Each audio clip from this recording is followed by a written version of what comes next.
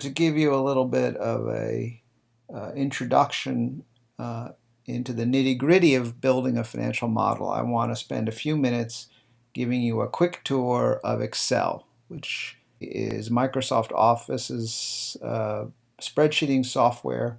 It's probably the most popular spreadsheeting software out there, and probably the primary tool that business people use to build financial models. And to give you this quick tour, I thought I would pick a subject that should be relevant to everyone, and that is retirement planning.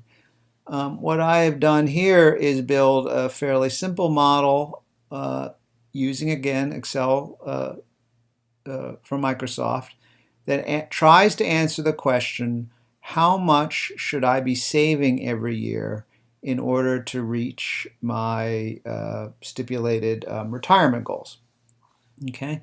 And what I'm going to do is not only talk about the principles of retirement planning a little bit, but more importantly, show you how I translate those principles into a financial model that allows me to do the kind of what-if analysis we talked about earlier. So what I've done here, and I'm going to give you a really sort of quick overview of how this thing works, and then we'll play around with it a little bit. I have built up here an area that I'm going to call my assumptions box. All this is a series of cells. So here, when I click on the cell, you can see what's in it, right?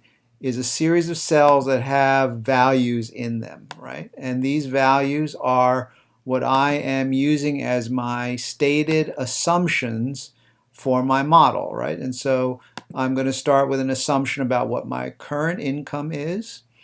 I'm going to have another assumption about what inflation is expected to be over my lifetime, what percentage of my current income I need to replace in retirement. And so here, 60% is actually a very commonly used assumption for retirement planning, based on the idea that it's a lot cheaper to be a retiree than it is to be a worker, because you don't have commuting expenses and things like that. Obviously, that could be wrong, and actually there's a lot of studies lately that show that this number is too low. But again, it's a variable that we can change, and so maybe later on we'll play around with it a little bit. Drawdown rate is a number that you use to guess, or not to guess, but to specify how much of your accumulated retirement savings you are allowing yourself to spend every year. The trick with a drawdown rate is to make sure that you spend your nest egg at a rate that makes sure that you don't outlive it. And so there are a lot of people who've built various rules of thumb around what a prudent drawdown rate is. 4% is probably the most commonly used number. Again, there's been a lot of studies about what the right number needs to be. There's some debate about whether 4% is too high given the low interest rate environment we're in. But in any event, we can change it later. But I'm using for the time being the sort of most popular assumed rate of drawdown being 5%. And then this, 4%. And then this is savings premium, or actually more commonly called the equity premium. And that is what the assumed rate of return on your savings is, in this case, over and above the rate of return that comes because of inflation, right? So the assumption is that if you invest money in some sort of reasonable retirement savings program, you're going to make some return that both compensates you for the fact that inflation is going on, but also provides you some kind of premium equity return, or something like an equity return over and above that inflation rate. And so what this number, 5%, really represents is a assumed 7% rate of return on your savings. Okay. The historical rate of return on equities has been around 8. That's been for the past 50 years or so, which most people point out has been probably the best equity markets ever in human history. And so there's a lot of belief that that number may be very high, and that's 8 gross, including cost of money. So that would be a 6 here. And so the question is 5 conservative enough? Lots of financial planners use 5. A lot are suggesting the number should be lower. So we'll see what, again, it means if we want to change that number in our calculations. Okay, but again, these are all variables that we simply input based on our best guess as to what we think the future will hold.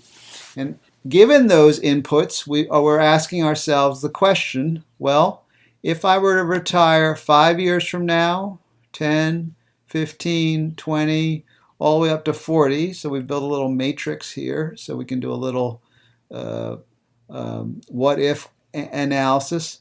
Well, how much will I need to be able to spend if these assumptions are correct, right? And in order to be able to reach that level of spending to fund it at the drawdown rate that I'm assuming, how much money will I need to have in the bank? And in order to achieve that level of savings, how much money do I have to save now every year from my income in order to get to that goal? All right, so let's dig into this a little bit.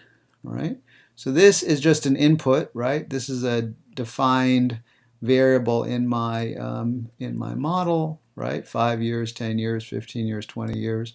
That's just specified by me, so I just put in the number 5, 10, 15, 20. You can see up here what's inside the cell. But here's where I get to do some real crunching, right? So how do I calculate what the spending rate is going to be? Well, as I told you, I am assuming that it's driven off of whatever my current income is, or I could use what my guesstimate is of what my future income is going to be and then apply the replacement rate. But what I did was I said, okay, well, my best guess is to take what I got right now, or to just use a random number. In this case, 100,000 is pretty cool because lo and behold, if I change that number to 500,000, you'll see, look, just pick this, just look at this number for a moment, right? That's what it is at 100. What is it at 500? And I'll tell you very quickly, that's just simply 5 times, right? So since this is the base number, and you'll see it really, no matter what I do to it, it affects all the other numbers proportionately.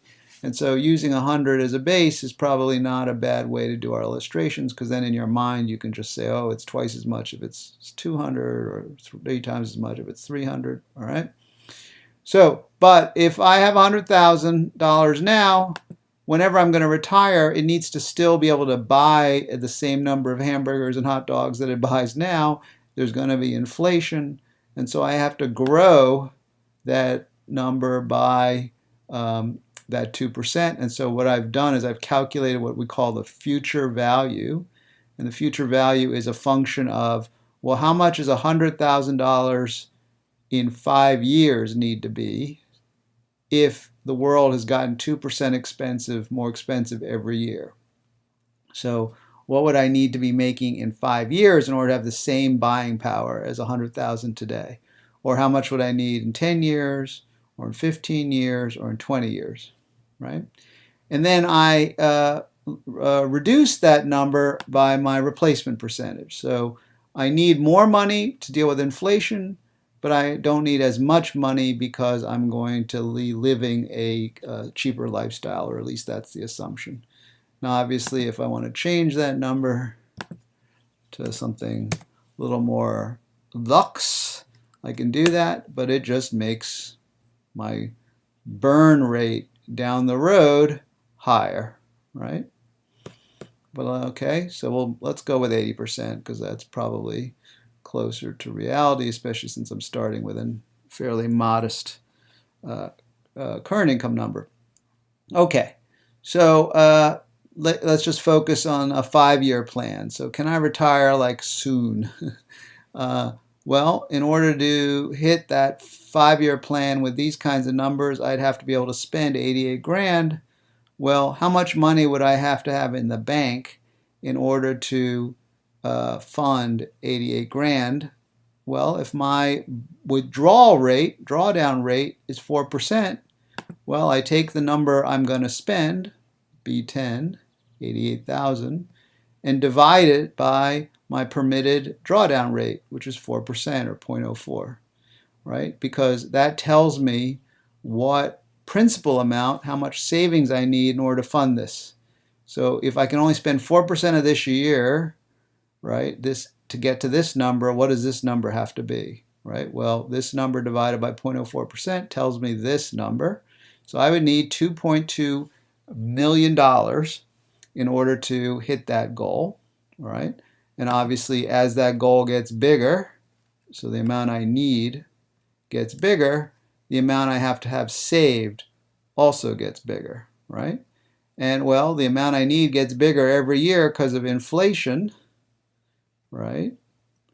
So the amount I have to save also gets bigger in order to satisfy that larger and larger target. Okay? But what's interesting is the amount I actually have to save every year in order to fund this larger and larger target actually gets smaller and smaller, right? Because why? Why is it that in order to fund a bigger and bigger and bigger amount, as we go out farther and farther, I only have to put away less and less every year? And that's something Benjamin Franklin once told us, you know, penny saved is a penny earned. That's the power of compound interest, right? So yeah, if I wanted to have $2.2 million in the bank in the next 5 years, I'd have to be shoveling a heck of a lot of money into the bank every year, right? So that's what this calculation shows me, right? How much do I have to put in the bank every year, earning 7% a year, 5 plus 2, in order to get to this goal in 5 years? Well, I have to start putting about $400,000 a year for the next 5 years to get there, right? Because I just don't have enough time to have my savings compound into a bigger and bigger number because I only got 5 years. Whereas if I give myself 40 years, right, I only need $22,000 a year in order to reach my goal, even though my goal is twice as large, right? I need $4.4 million in order to hit my funding requirement. But I only have to put $22,000 a year away, so much less, so much more achievable than the 5-year plan, right? Well, what's the moral of that story? What did I learn by doing this what-if analysis, this sort of financial modeling? Well, I've learned that starting my savings plan early in life has a huge benefit to me, right? Is this an achievable goal if I only have $100,000 a year of current income? The only way it's achievable is if, you know, I knock off my my parents and they happen to be rich, right? So, and they happen to be including me in the will, or I win the lottery, or some other, you know, windfall event, because I cannot fund my goal out of my own salary, right? This tells me that if this is my situation, my best case scenario is I'm going to retire, you know, way down the road, right? Because I need the power of compounding to get me to my result. On the other hand, it also tells me that, hey, with $22,000 a year, assuming I give myself 40 years or 35 years at 28, I can make it, right? I can hit the target. Of course, even at 35 and 40 years, the other moral of the story is I have to save 22 to 28%, right, of my current income in order to reach this funding goal, right? That's a very significant percentage. You know, the average savings rate in the United States is in the single digits, nowhere near this kind of level based on this kind of model. So that ought also be a little bit interesting from a financial modeling point of view. Well, what else can I do? All right, so okay, that was interesting, but can I make the analysis even more powerful? All right, well, let's assume that I know that I've got 40 years to go because I'm in my mid-20s. So I'm going to put 40 in here for the moment. I have already.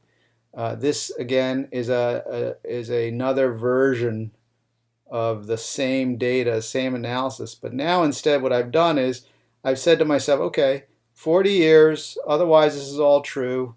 But what I want to see is the sensitivity of my answer, right? So here was my answer at 40 years, $22,121, okay?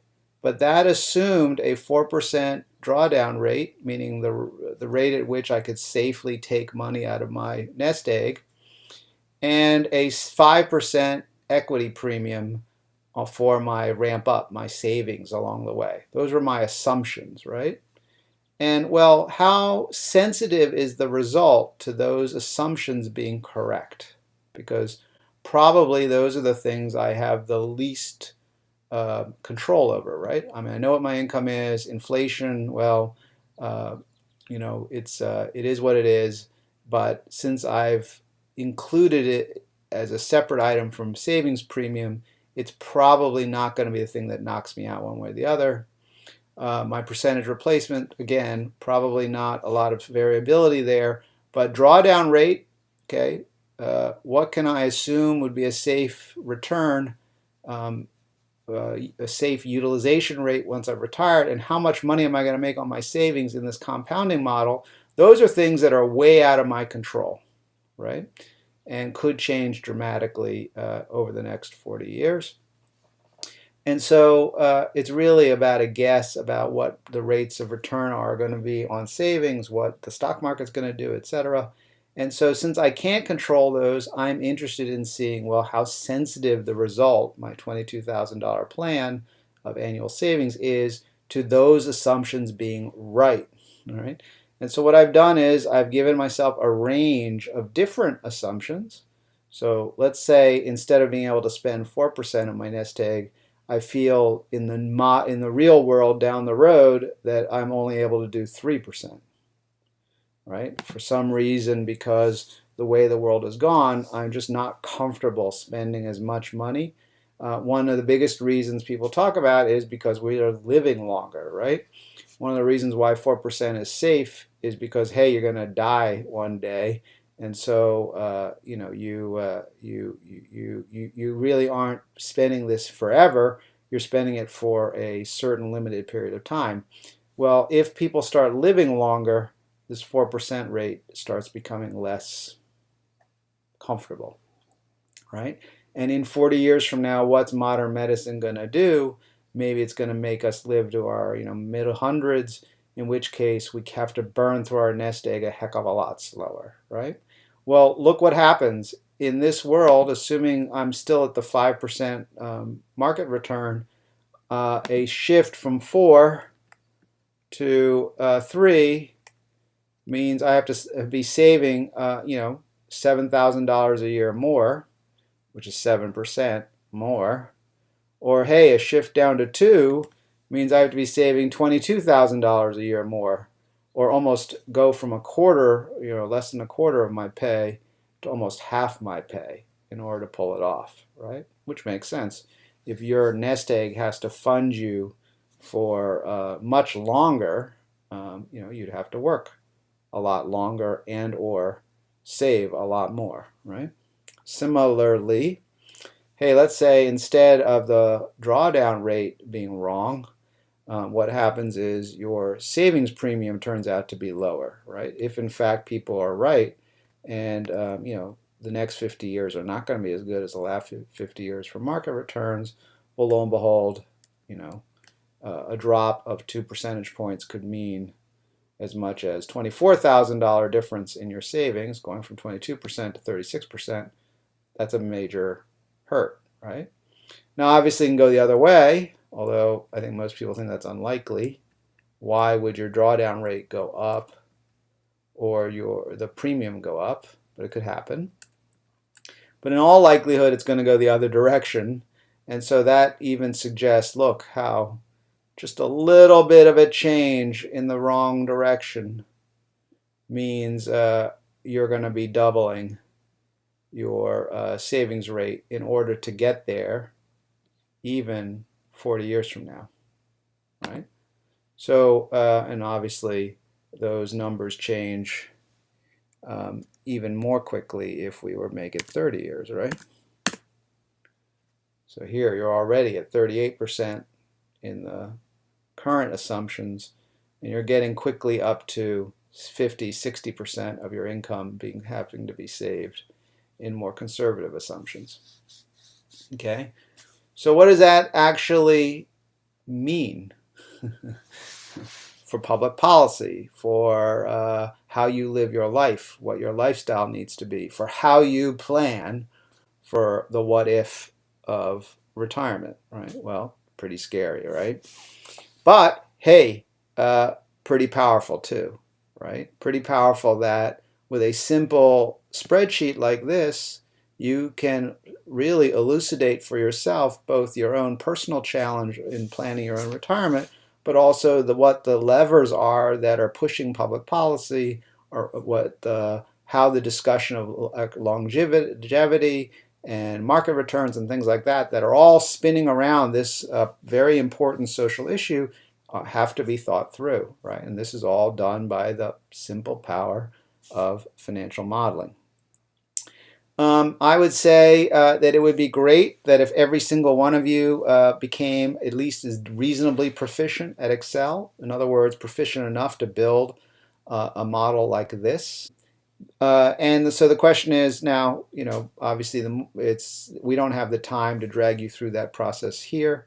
So how would you do it if you wanted to? Well, there are numerous online tutorials, including Khan Academy, but also Microsoft itself has quite a significant library of tutorials. But there are tons of online resources for learning Excel. But I got to tell you, there is no substitute for getting wet and for simply doing spreadsheeting whenever the opportunity presents itself. So both in this class, but also in general in life, whenever you have the opportunity to build a spreadsheet for whatever problem you are considering, I encourage you to take the time to do it and to force yourself to acquire the Excel skills that you would need in order to successfully put together an analysis like this or whatever it is you're dealing with.